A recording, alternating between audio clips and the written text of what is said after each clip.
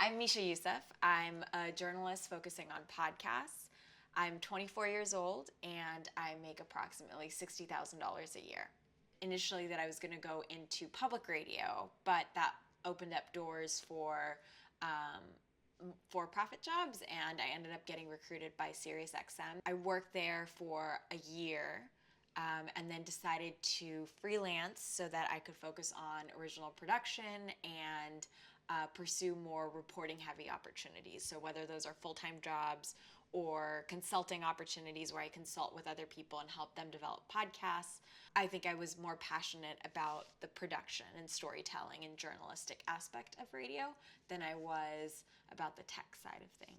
I started pursuing opportunities outside of work while I was working at SiriusXM. So I started a podcast called Beginner, which started getting a lot of attention. I started freelancing and got published in notable papers like the Wall Street Journal. And I felt like that was giving me a greater sense of validation and excitement and challenge than I was getting at my job, as much as it was secure and safe and with a great team of people.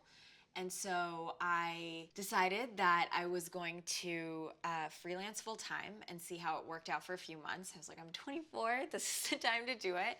If it doesn't work out, I'll go back to a traditional job. And if I freelance, I can always say that I tried to build something up from scratch and that it either worked or didn't, but I learned something in the process. And if it works, then I'll be able to make more money and be doing work that I'm more passionate about. And that was really exciting to me. So I made that leap 2 months ago. I mean, the first month was really hard. There were many nights where I just lay on my bed staring at the ceiling, wondering why I did this. And then slowly opportunities came rolling in. There were a few things I knew that were going to bring me income, one of which was my podcast. And the second was something that's called a tape sync. Because you have all this equipment, you go and record for somebody who can't be on location to record the interview, and they conduct the interview over the phone, and you basically make it seem like they're in the same room, and you provide them that audio, and you're paid a couple $100 for an hour, which is like way higher than you would get for babysitting or for, tutoring even, or something that like I think requires more skills. But because it's so industry specific and you have equipment that's very expensive, you know how to operate it, you can make a lot of money off of that. So those were two things, my podcast and that I knew were definitely going to bring in revenue. And then from there, the rest was just kind of hustling. So pitching things to people, pitching podcasts to top newspapers. I got approached by some professors from notable universities that were really interested in reaching a mainstream audience. And they did not have the skill set to produce a podcast, and they felt like a podcast was the perfect way to do it. So that's a really interesting project because their research is something that I think deserves to reach a mainstream audience.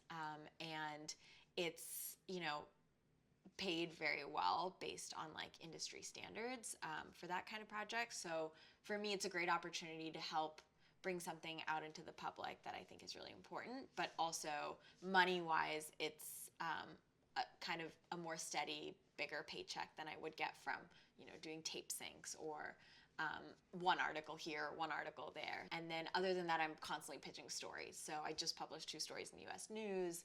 I'm writing a bunch of op-eds that I'm going to shop around for months until they get published.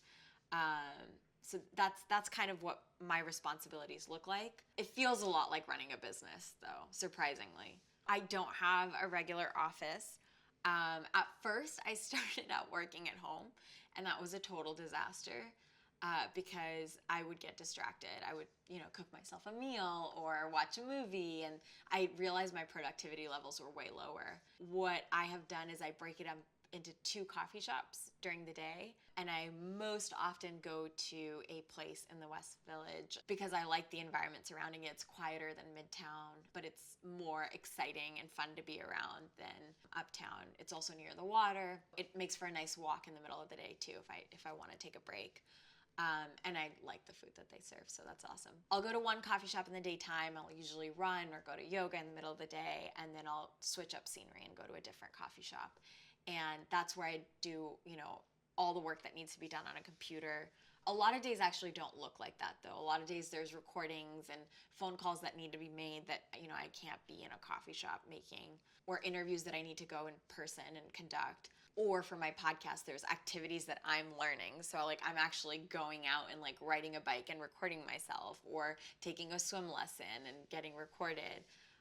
So that also adds up to like different parts of the day. The podcast that I'm producing is called Beginner. It is about being an immigrant in America and learning how to belong.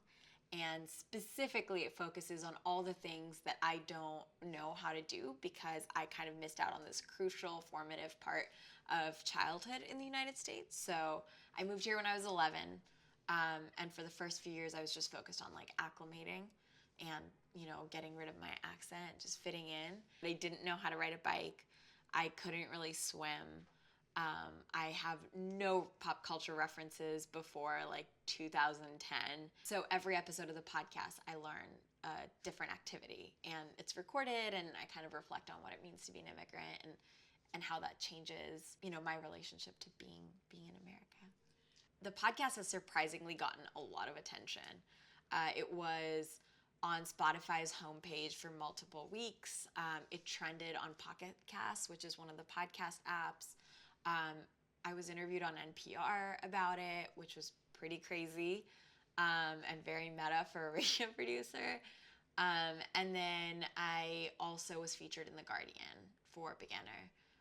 So that was really, really rewarding and worthwhile, and kind of validating at the beginning of this whole freelancing thing that, okay, I'm making something that is valuable and I should keep going down this path. A big milestone in podcasting is when you go from kind of like performance-based advertising model to like a flat rate. And it means that you've reached a certain number of downloads and average listeners. So I'm having that call this week, which is really exciting, which means the check coming in from Beginner is going to be a lot more steady and a bigger check than it was up until this point. With a podcast that's highly successful, so if you have 300,000 listeners, you can make as much as $150,000 off of the podcast, depending on what kind of advertising deals you have. Now there's other models where you can have exclusivity deals with platforms and they'll pay you more money to basically buy your podcast for a certain exclusivity window. Or you can work for a brand or an institution like a university, and they'll pay you a lot of money because they have the backing to actually pay you for that podcast, and they know that over time they're going to reap the benefits of that, either monetarily or through publicity or whatever it is that their aim is. So at that point, I realized that I didn't have to settle for, less than 100,000, which a lot of people had told me that in journalism, that's the max you're ever going to make, and your lawyer friends are going to be very rich, and you're not going to be comfortable. And I also started thinking about there are other opportunities that once you get a certain level of expertise and a certain level of notoriety, that you can write a book. There will be speaking engagements. You can teach workshops. You can become a professor, an adjunct professor, and there's income from that. You can consult with other people and offer your expertise and your skill set. I think just realizing that there were so many more ways to make money than just getting a job and getting promoted was a really liberating thing. I'm not gonna lie, my first month as a freelancer, I totally doubted all of it, and I forgot about all of those things that I was so delusionally optimistic about. I was like, I'm not gonna make rent this month. I'm gonna have to ask my parents for help. Like, what am I gonna do? As you gain momentum, opportunities start rolling in, and so now I feel like, okay, now I'm in the groove. Like, now I know that I can ask for this much for this kind of project, and I can ask for that much for that kind of project. And people are asking me to write things and asking me to consult on things rather than me pitching things to them.